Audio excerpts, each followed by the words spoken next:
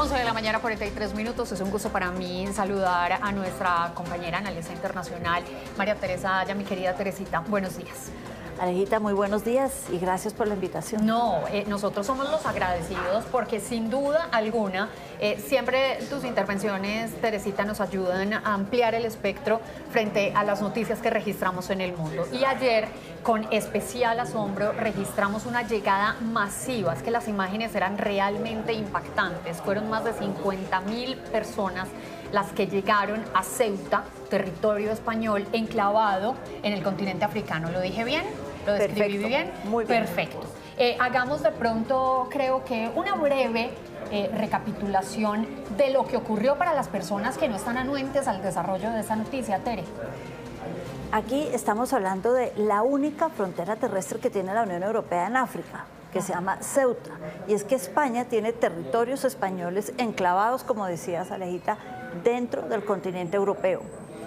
Y estos están en Marruecos. Y esto estamos hablando de una historia de más de 5 siglos. El caso es que esos territorios españoles son, por ser España, el Reino de España, parte del Acuerdo Schengen y parte de la Unión Europea. Es decir, la Unión Europea tiene territorios dentro del continente africano. Marruecos.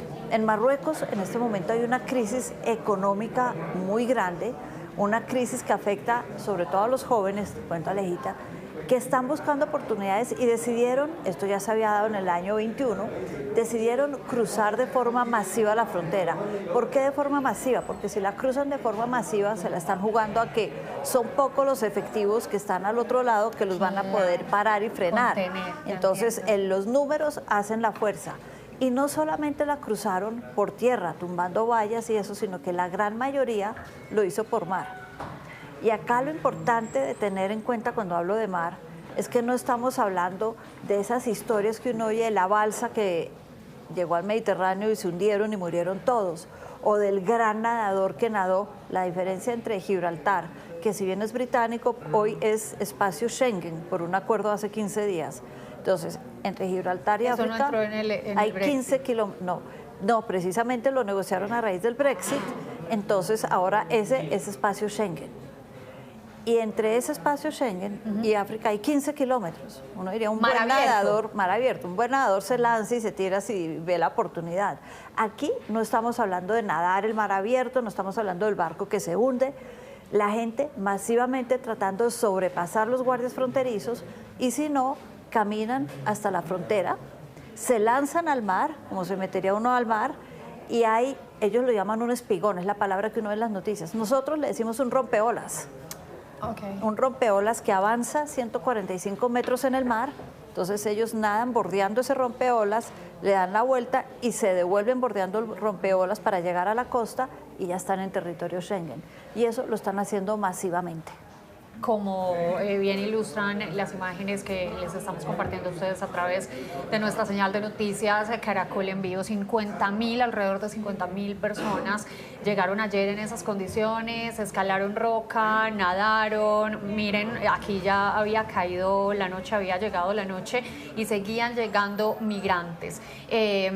Teresita, que usted hacía ya alusión a su lectura de lo que puede haber detrás de esto, y es que todas las personas que llegaron, en su inmensa mayoría, eran jóvenes. También llegaron algunas familias con niños de brazos, que Dios mío, pero miren la situación que se originó. Hoy la noticia ya es que casi en su totalidad, más de 40.000 migrantes que llegaron han sido devueltos a territorio marroquí. Y han sido devueltos no necesariamente de una buena manera, han sido devueltos porque los españoles en este territorio de Ceuta, que es español, repito, los recibió, y voy a citar lo que estaba leyendo esta mañana, los recibieron a pedradas y con pistola en la mano. Es decir, ustedes aquí no los queremos, váyanse. Y fue tan dramática la situación que vemos que hubo quema de carros, todo, que estos marroquíes casi que de moto propia, a pesar de tener unas raciones muy fuertes para ir a España, se devolvieron. Y ya se han devuelto gran parte de ellos, porque es que no fueron bien recibidos, no fue, bueno, usted está acá, ya pisó territorio español, hablemos de asilo, no. Piedras, decían ellos, y pistolas en mano. Entonces muchos de ellos se devolvieron. ¿Ceuta cuántos habitantes tiene? Ceuta tiene cerca de 90.000 habitantes, 87.000 y pico, cerca de 90.000 habitantes. Recibieron en 3 días el equivalente al 3% de su población en 3 días. Es un territorio, esto es interesante, Alejita, es un territorio de 19 kilómetros cuadrados. Para ponerlo en contexto nuestro, estamos hablando, a ver, tú que conoces muy bien, es el tamaño de Itagüí. Itagüí es un municipio del Valle de Aburrá, en Antioquia, pero Sí. entonces pongámoslo... Todo Ceuta es del tamaño de Itagüí imagínese. o de Soacha para quienes viven en Cundinamarca. Para quienes viven Con 90.000 afuera de- habitantes que recibieron el 3% de su población en 3 días. ¿Ya había un registro de una situación igual a esta? Durante la pandemia, los meses que siguieron a la pandemia en el 2021, pero es algo que se da de manera paulatina. Mira, ahí vemos el mapa y vemos que puede haber 15 kilómetros si uno nadara por mar abierto, pero eso es muy complicado. Pero ya en Ceuta, que es esa parte blanca que vemos en la esquina Ya la derecha vi. abajo del mapa. Si quitamos por favor el banner donde dice que es el enclave español de Ceuta, nosotros vamos a poder apreciar muchísimo mejor esa esquinita. Partan la pantalla en 4 partes y en la esquina inferior derecha ustedes van a ver Territorio blanco. Exacto, un territorio blanco, y ahí van a ver que dice Ceuta. Ahora sí, Teresita, síganos. Y si vemos ahí donde dice Barrio del Príncipe, Sí. vemos esa línea puntuada, es la frontera entre África y España. Wow. A la derecha de esa línea es España, y donde dice Barrio del Príncipe es donde está ese rompeolas, ese tajamar que sale y es frontera marítima, y que la gente nada alrededor del tajamar para salir de Marruecos y entrar a España. Teresita, esto ya también ha tenido una trascendencia particular en la comunidad europea. Varios países ya han salido a poner bandera roja y a reforzar sus fronteras y a extremar los controles en la migración.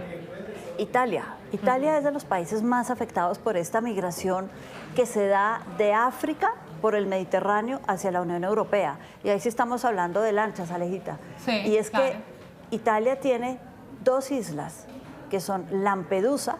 Lampedusa es una isla muy cerca a Túnez, en África, a donde llegan numerosas lanchas al año, y es una isla que tiene hoy en día más migrantes indocumentados que habitantes. Es italiana y tiene un problema gigantesco de migración.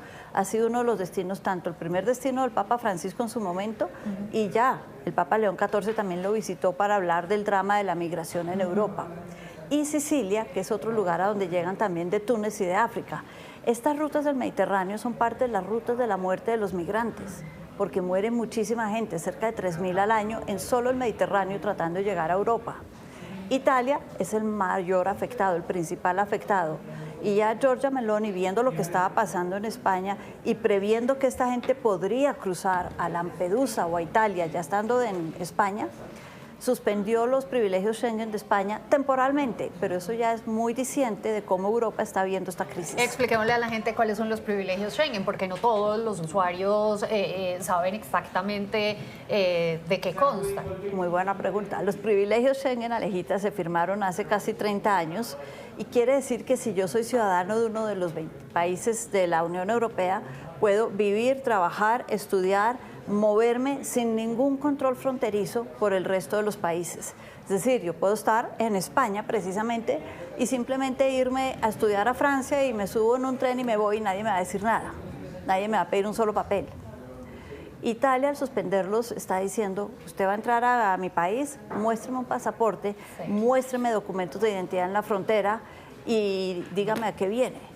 Entonces, es una traba más que se le pone al migrante que cree que al llegar a cualquier país de la Unión Europea ya se puede mover Claro. sin ningún obstáculo por toda la Unión Europea. No, pero es que mire, esta cantidad de personas buscando una oportunidad en otros territorios, sin duda alguna, se convierte en un problema de talla mayor para cualquier gobierno. Pues bueno, lo cierto es que 47.000 de alrededor de estas 50.000 personas que llegaron ayer a ese enclave español de Ceuta ya han retornado a territorio marroquí. Esta historia no ha terminado, se seguirá escribiendo, ¿cierto, Teresita? Sí, y si vemos rápidamente, Alejita, son gente joven que está buscando ese drama que yo lo llamo el drama global del momento, el primer empleo.